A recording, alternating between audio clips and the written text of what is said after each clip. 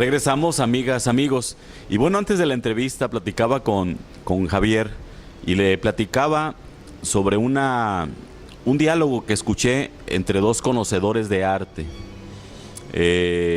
Eran, que en paz descansen ambos, Juan Carlos Reyes Garza, Juan Carlos, nuestro amigo, y Miguel Ángel Cuervo Romero, Cuervo o el Cuervo. En ese diálogo de ellos, yo nada más rescaté una expresión en la que coincidieron ambos. Hablaban sobre los artistas, sobre las jóvenes promesas que tenía Colima. Estamos hablando de los años 80 a mediados, año 85 quizá, y ellos concluían en que había dos talentos con posibilidades de crecer y de tener una mayor proyección, no solamente en Colima, sino en el ámbito internacional. Y coincidieron ambos en Gil Garea y en Javier Fernández. Desde entonces no se me olvidaron estos personajes, a quienes yo conocía de oídas, no sabía quiénes eran. Y bueno, en parte eso, que hace ya bastantes años, en parte la propia obra que he visto pública y que usted la puede ver en internet, en el sitio www.javierfernandez.com, entiendo que así está. Javier-Fernández. Javier-Fernández, ahí lo va a encontrar usted. Usted puede ver su obra y si le gusta algún cuadro, pónganse en contacto con el artista. Y bueno, en parte eso nos trajo hoy aquí, para presentarles pues el talento de este artista colimense, de este orgullo que es nuestro, porque es de Colima. Y bueno, Javier, remitiéndonos a esa plática, hablamos de los años 80. Había un grupo, me decías, que se constituyó entre amigos que se llamaba 830. Martes 830. Martes 830. ¿Quiénes lo integraban, Javier? Los que recuerdo son Marco Sánchez. Marco Sánchez Casillas. Alejandro Solórzano Ochoa, Gil Garea, José Luis Negrete. Pepe Negrete. Rosalba Brambila. En fin, era un grupo amplio, ¿verdad? Pero los que coincidíamos en reunirnos, pues ya ves, varían. Y los que convivíamos, también hacíamos exposiciones colectivas. Entonces fue un tiempo muy bonito de difusión de nuestra obra. ¿Dónde se reunían, Javier? En el Café Galería del Maestro Cuervo, por cierto. Coincidentemente. Coincidentemente, sí. Y cada martes. Juan Carlos Reyes también estaba en el grupo, ya, por cierto. Ya, pues yo no sé qué opinión te merezcan ellos como conocedores de arte.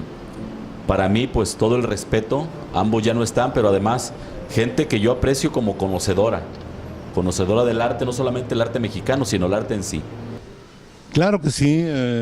Juan Carlos era un muy buen amigo, era un extraordinario investigador, historiador y artista. Y el maestro Cuervo, pues era el maestro, fue el maestro de generaciones aquí en Colima. Y fue iniciador de un poco del comercio en el arte en Colima. Traía obra de sus cuates del DF y creo que nunca ha vendido nada, pero le intentó hacerlo, ¿verdad? Fíjate, es un área, es un aspecto que poco se conoce de él. Que trajo a los Castroleñero, por ejemplo, los empezó a difundir acá cuando no era nada los Castroleñero. Hay Asomar y varias gentes que inclusive servía para que los locales conociéramos obra de gente que estaba radicando en el centro, ¿no? Nos hablabas, Javier, en la otra parte de la entrevista, que de alguna manera ya vendías, quizás sin vender, tu trabajo. Primeramente con los compañeros para las diferentes materias, luego haciendo acuarelas y más en la Escuela de Arquitectura. Pero ¿cuándo alguien te dijo, Javier, quiero ese cuadro, cuánto me cuesta? Afortunadamente mi primera exposición colectiva fuera del ámbito académico fue en Manzanillo, en el Club Santiago. Ahí presenté 3 piezas y increíble vendí 2. 3 piezas y vendiste 2, sí, oye, maravilloso. Muy bien. Vamos a decir, no es que ya estuviera o viviera de ello, pero es mi primera anécdota de haber vendido algo, ¿verdad? Y dijiste, por aquí me voy. No, yo estaba en Manzanillo trabajando como arquitecto y pintaba en mis ratos libres, trayéndole las pinturas que hacía a don Jorge para que me las criticara y me enseñara cosas que él en su sabiduría sabía marcarlas y remarcarlas, ¿verdad? En Europa, ¿cómo ven el arte mexicano? ¿Cómo lo aprecian? ¿Se quedan con el tradicional muralismo mexicano o se permiten apreciar otras expresiones de artistas mexicanos? Mira, la pintura, bueno, es meternos a un análisis del arte plástico, la pintura en México. En la época posrevolucionaria, pues se hace una pintura nacionalista con un lenguaje narrativo y muy preciso, ¿verdad? Y es donde surge el muralismo y se establece la Escuela Mexicana de Pintura. Eso por un lado fue algo extraordinario, pero por otro lado cortó alas a desarrollar propuestas personales, ¿verdad? En la cual existió y se le conoce como el rompimiento a una serie de artistas que, entre paréntesis, ahí la importancia de Alfonso Michel, rompieron con esa estructura mexicanista, ¿verdad? Ahora, de ahí el maestro Tamayo, obviamente en los 50, 60, era el rey de Nueva York. Él era el amo y señor del mercado en Nueva York antes de que se estableciera una propuesta netamente americanizante con los pintores de la Escuela de Nueva York, como son Pollock, de Kooning y esos artistas. Pero sí era muy reconocido el arte mexicano, con Tamayo como símbolo del arte personal mexicano. Como parte de un proceso, Javier, yo me permito, sin conocer tu obra del todo, me permito pensar, suponer que empezaste como todos, con el figurativismo. ¿En qué momento rompes con eso y te metes al abstraccionismo que estamos viendo, por ejemplo, en este trabajo de gran formato? Anduve navegando en la búsqueda personal. En Europa me incliné, cuando estuve en el 85 y 86 en la pintura abstracta, pero al regresar a México hubo mucha empuje, mucha influencia de las galerías y de la gente que me hiciera más a la Escuela Mexicana de Pintura. En fin, para que vendieras. Para que vendiera. Entonces yo me arrimo a los galeristas y esa era la tendencia. Para un galerista aquí en México era mucho más difícil vender una pintura abstracta europeizante sin el sello mexicano. Entonces había una cierta tendencia de los galeristas a forzarlo a uno a ser figurativo.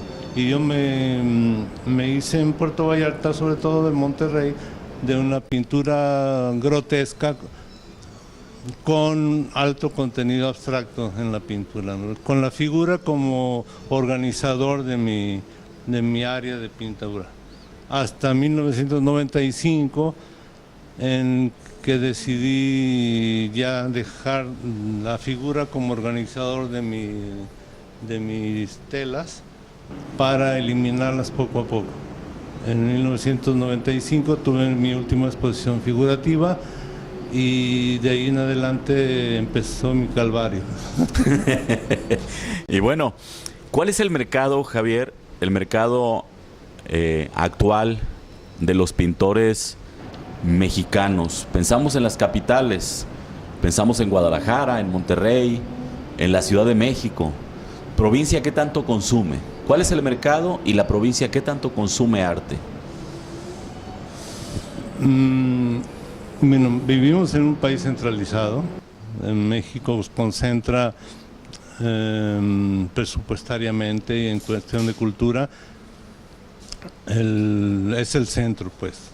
Y difícilmente fuera de ese ámbito la pintura, yo le llamo personal, porque es una expresión personal, no tiene ninguna relación con